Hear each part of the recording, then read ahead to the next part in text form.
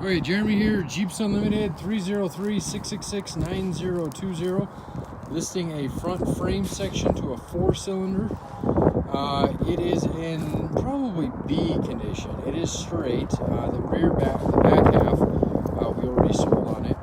We normally don't cut our frames down, but there's occasion we do it. This frame wasn't in the best of condition, but otherwise, I mean, it's okay. So depending on what's going on in your front, if you got hit in the front or hit something in the front, you bent something, this would probably do you just fine. So it is a 4-cylinder frame, 2.5, and you can tell because the distance between the motor mount and the shock coil spring tower there.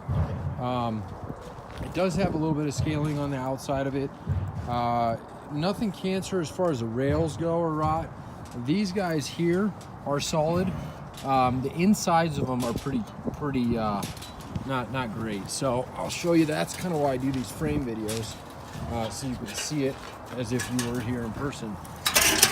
Now, our definition of rot is much different than a lot of people's in the Midwest, East Coast. So this frame probably looks like $1 million compared to what some of you guys are working with.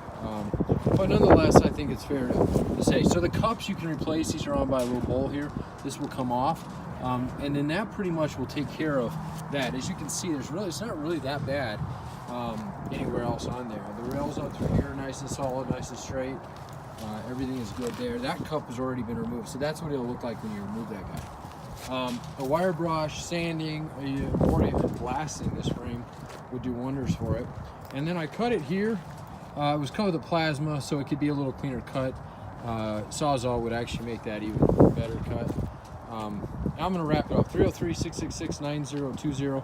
Let us know if you have any questions, comments, or concerns. JeepsUnlimited.net. Thank you very much.